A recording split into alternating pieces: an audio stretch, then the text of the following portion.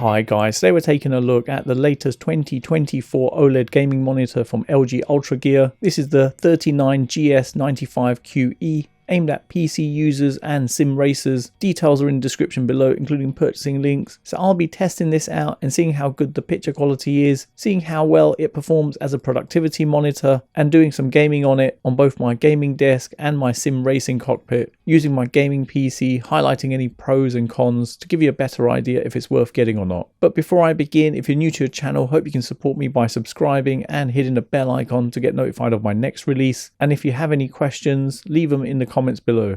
LG are hosting a giveaway of their new 2024 LG Ultragear monitors. To be in with a chance to win one, check out the link in the video description for more details on all the terms and conditions provided by LG, and good luck in the competition. Let's begin by unboxing it and seeing what you get inside the packaging. You get a cover for the ports, a monitor stand, a monitor arm, and a box containing some accessories. Inside here you get a power cable with a cloverleaf connector, a power adapter with a DC connector, a DisplayPort 1.4 cable, a HDMI 2.1 cable, a USB-A to USB-B cable, a small clip used as a cable holder, some documentation, and finally underneath here is the monitor. On the back of the monitor you have a VESA mounting point, which is 100 by 100 millimeters, allowing you to use different monitor arms or even wall mount it. Attaching the monitor stand is really easy and you don't need any additional tools to put it together. You just place the monitor arm in position and lock it into place. Then attach the monitor stand by tightening the two screws which are underneath, and the monitor arm can be easily removed by pressing down on this button and lifting away. The back of the monitor has a smooth finish with the LG Ultragear logo at the top, which has a purple reflective finish, and the design of the LEDs has changed from the 2023 model, which now goes around the mounting points for the monitor arm and doesn't protrude out, making the monitor pretty thin and light, weighing just 7.14 kilos without the stand. You have the ports towards the bottom, which consists of two HDMI 2.1 ports, a DisplayPort 1.4, one USB-B 3.0 upstream port, and two USB-A 3.0 downstream ports. And there's a power input. It would have been nice if the monitor didn't have a separate power adapter and it was integrated into the back of it. The monitor doesn't have any built-in speakers or a Type-C port, which is a bit of a shame. Closer to the bottom there's a joystick that gives access to the OSD, allowing you to adjust the settings. Underneath the monitor there's a Kensington locking point and a 4-pole headphone jack, meaning it can support sound and a microphone with virtual 3D sound, as it supports DTS Headphone X. And there's two notches on either side, and this is where you'd attach the small clip you get in the packaging for cable management of your mouse or keyboard cable. Coming around the front of the monitor, it has an anti-glare coating on the screen and is black with thin bezels on each side with a very small chin underneath that's hardly noticeable. The monitor looks clean with its 39-inch display weighing 10.5 kilos with the stand. It has an 800R curvature, but due to its size, it actually doesn't feel too overwhelming. The design of the monitor arm and stand has changed from their previous models. It's made from metal with a dark grey matte finish and has Ultragear written on there. Below that is a gap for cable management, with that gap having a light purple accent around it, helping to direct the cables towards the back of the stand. I'm actually quite liking the new L-shaped design, as it doesn't take up too much space on your desk, giving the ability to position it closer to the wall, as you can see here. And if you're wondering, my desk is 140 centimeters wide and 70 centimeters deep.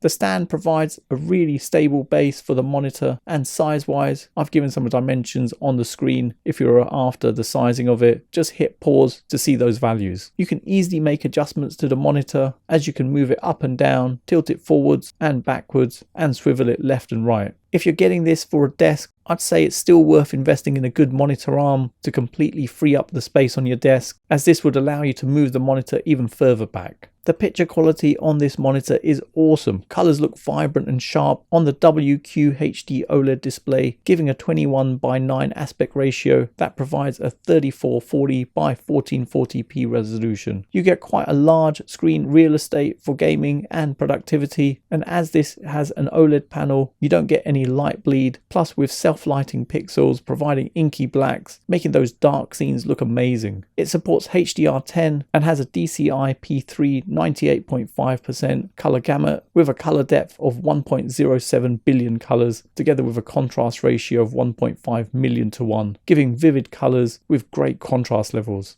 Viewing angles from left to right and up and down are excellent with no reduction in picture quality. Text on the monitor is not bad, but due to its size, the pixel density isn't great with a 96 ppi, so you do see some slight frigging around the text if you look closely. And what's interesting is that LG have upgraded to using their MLA Plus technology to enhance brightness levels from 200 nits to 275 nits in both SDR and in HDR peak brightness. And in addition, it has VESA Display HDR True Black 400, ensuring that the monitor will deliver at least 400 nits of peak brightness, with it providing an average picture level peak brightness of 1300 nits. But looking at my PC, it was reporting 603 nits in HDR, but nevertheless the performance is still pretty good in a bright room, providing quite an impressive experience. Plus it supports 240 Hz on both the HDMI 2.1 ports and the DisplayPort 1.4. Now, like with the majority of gaming monitors out there, this has an anti-glare low reflection coating on the display, giving a matte-like finish, unlike the glossy finish you get on an OLED TV. This helps to reduce the screen reflections from ambient lighting, especially in very bright rooms, or if you work next to a window, it's still very usable. Whereas in contrast, a standard OLED TV wouldn't be as great in a bright room, especially if there were light coming directly onto the screen, as it would literally reflect like a mirror. The colors and picture quality are excellent, together with being pretty sharp, and with the high brightness output, it's much more usable in a bright environment. There's even a peak brightness option allowing you to flip between off, low and high. On the negative side, the anti-glare low reflection technology can reduce color representation slightly on the display, and what this means is that the colors wouldn't seem as good as what you'd see on an OLED TV where they literally pop out. Maybe as an alternative, it would have been nice if there were two variants of this monitor where you could choose between either a matte or a glossy screen. But playing any color rich games with vibrant colors, the screen does an awesome job, and with the flicker free panel, the monitor reduces eye strain. Onto gaming on this monitor, and seriously, the experience on this is really immersive with the 39-inch 800R curvature covering quite a good part of your field of vision. I've got this all connected up to my PC, which is a custom build from CyberPower that has an insane spec with an AMD Ryzen 9 7950X3D 16-core processor, AMD RX 7900 graphics card with 24 gigs, 32 gigs of RAM and a 2TB SSD. Now gaming on this monitor is just so good and really smooth with a 0.03 millisecond response time, making this monitor so fast. The clarity levels are just stunning. It supports NVIDIA G-Sync and AMD FreeSync Premium Pro, with gameplay being awesome, with it being ultra smooth with no screen tearing or stuttering, with the added benefit of the 240 Hz refresh rate. The size and curvature of the 800R actually feels pretty good on a desk, with the updated stand taking up a minimal amount of space on a desk, with good coverage on the screen when gaming, providing a great field of view with the 3440 by 1440p resolution, giving you that additional coverage that works really well. And the interesting thing here is that if I take this length of paper and hold one end at my chair headrest and stretch the other end to the monitor, the distance is the same moving across the curvature, meaning your eyes don't have to keep refocusing in your field of view, making it the perfect size and curvature. I've played a number of different games on the monitor and they've looked incredible, with really sharp and vibrant colors together with inky blacks, giving a stunning experience. On to testing with a console. Now I've connected up my Xbox Series X to the monitor and looking in the display settings with the 4K UHD selected at 120 Hz. You can select this, but as it isn't a 4K monitor, the maximum resolution is 1440p, but variable refresh rate is supported on both PS5 and Xbox Series X and S. Auto low latency mode isn't supported as the monitor is optimized for gaming, so it's already in the lowest latency mode. Looking in the display settings, everything is selected except Dolby Vision and Dolby Vision for gaming, and gaming on either my PS5 or my Xbox Series X will be stretched as the ultra-wide format isn't supported on consoles. However, you can adjust the monitor to show the original format, but with that you'll see two black bars on either side. Now onto sim racing, and I've attached the monitor onto my sim cockpit from Next Level Racing. This is the GT Elite and the wheelbase is the Fanatec DD2. Racing with this gives a really good experience with the monitor attached directly on my rig, The 800R curvature gives a pretty immersive experience when racing, giving excellent coverage with every detail in your field of view without needing to turn your head. And again, the curvature is just right, being the same distance at each point from your seating position, providing an excellent racing experience with exceptional performance. But to make the most of this monitor, it's best suited on a PC gaming setup. The monitor also supports picture-in-picture and picture-by-picture, which is great for multitasking, as you could also display two different input sources at the same time. So with picture-by-picture, you could have your PC shown on one side and have your console shown on the other side, with each one giving a 1720 by 1440 resolution with a 120Hz refresh rate on each side. But to note, in this mode, HDR isn't supported. You could have your PlayStation on one side and an Xbox on the other, giving a two-player gaming setup, but it does look a little stretched like this. Now with picture-in-picture on your main display, you can get the full resolution of 3440 by 1440 with a 240Hz refresh rate and HDR support, with the subsource supporting 1080p at 60Hz, but with no HDR support, and you're able to choose between two different sizes, together with allowing you to change the position of the subsource on the screen. Audio wise, if you use the headphone jack, you can only have one source playing at a time, but you are able to pick which one. The monitor is also great for productivity with the DisplayPort 1.4 port. You're able to get a refresh rate of 240Hz, HDR, G-Sync and 12-bit color support, providing excellent color and contrast levels, giving a good working area, perfect for displaying multiple windows, which helps with multitasking, allowing me to have multiple windows open on a single screen. Even working in Adobe Premiere Pro is good, as I can see a large part of the timeline when video editing. But pixel density is not the greatest, as it has a PPI of 96, so you'll notice some frigging around text, which isn't ideal, but as this is essentially a stretched 1440p monitor, it's no surprise, as if they went for a 4K stretched monitor, so a 2160p. A lot of graphics cards may struggle to perform at that level when gaming, but working at a normal distance away from the screen, it's not too bad.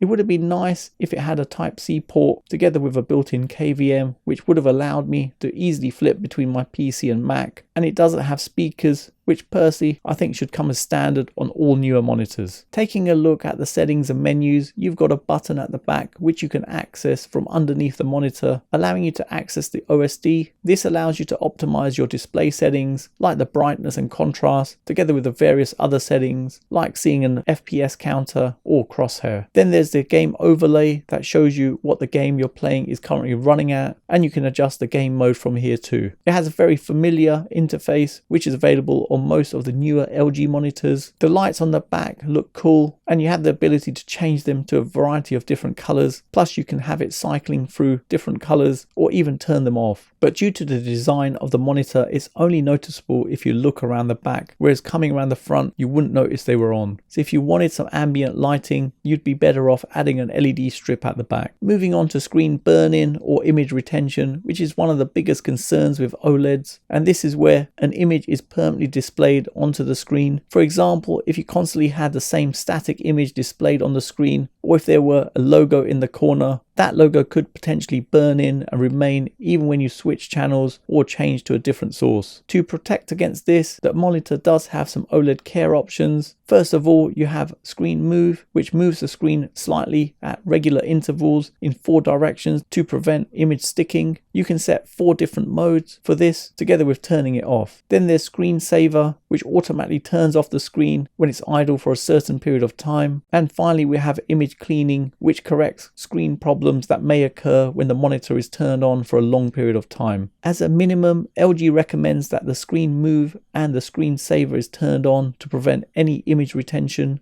So in summary, LG Ultragear have done pretty well with their new 2024 39-inch OLED gaming monitor. Positives wise, LG have used their MLA Plus technology to enhance brightness levels, making the picture quality even more vibrant. And with the anti-glare low reflection panel, it's perfect in allowing you to use the monitor in a bright room with minimal glare, which helps to reduce eye strain. It has 2 HDMI 2.1 ports and a DisplayPort 1.4 with a lightning fast 0.03 millisecond response time, together with a 240Hz refresh rate. It's aimed at PC gamers to give them the edge, whether you're gaming at a desk or sim racing, where you get an excellent field of view. With the screen having an 800R curvature, giving you the perfect consistent viewing angle when seated. And I'm loving the design of the new monitor stand, which takes up minimal space on your desk without any compromise on its stability. Negatives wise, the anti-glare low reflection technology can reduce the color representation slightly on the screen, but pixel density is not the greatest as it has a PPI of 96. So you'll notice some frigging around text, and it would have been great if it came with speakers and had a Type-C port with a KVM, but this is aimed more at the gaming market, hence why I can see they've not gone for this. So I wouldn't say these items would make this a deal breaker in any way, as seriously, it's an awesome monitor. At the time of making this video, I didn't have details on the price of the monitor, but check out the link in the description for more details on that. So there you have it, you've come to the end of another video, and I hope it's helped anyone thinking of purchasing this. Details are in the description below, including purchasing links, and if you have any questions, let me know in the comments below. For those of you who've got to the end of this video, please leave a comment with OLED 39, as it's awesome to see who's got to the end of my video, and hopefully you guys enjoyed it. You can follow me on my socials, don't forget to hit the like button, subscribe to the channel, and turn on notifications to be notified of my next release. Thanks for viewing, and see you in the next one.